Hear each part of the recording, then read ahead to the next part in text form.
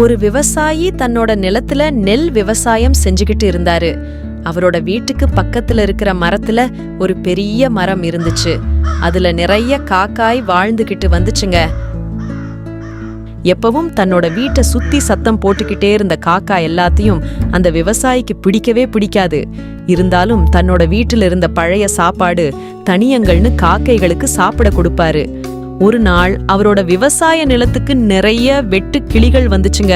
அதுங்க நிறைய தானியங்கள் மண்ணுமில்லாம பயிர்களையே தின்னு தீர்க்க ஆரம்பிச்சுச்சுங்க.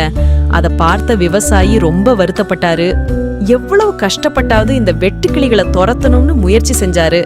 ஆனா நிறைய வெட்டுக்கிளிகள் இருந்ததால அவரால எல்லாத்தையும் விரட்ட முடியல. ரொம்ப வருத்தப்பட்ட விவசாயி ஒண்ணுமே செய்ய முடியாம வருத்தத்துல அங்கேயே உக்காந்து தன்னோட நெல் பயிர்களை வெட்டுக்கிளிகள் தின்னு நாசமாக்குறத பாத்துக்கிட்டு இருந்தாரு. வருத்தமா உட்கார்ந்து இருந்த விவசாயிய பார்த்த காகங்கள் உடனே பறந்து வந்து வெட்டுக்கிளிகளை பிடிச்சு திங்க ஆரம்பிச்சுங்க. இத பார்த்த விவசாயிக்கு ரொம்ப சந்தோஷம் வந்துருச்சு.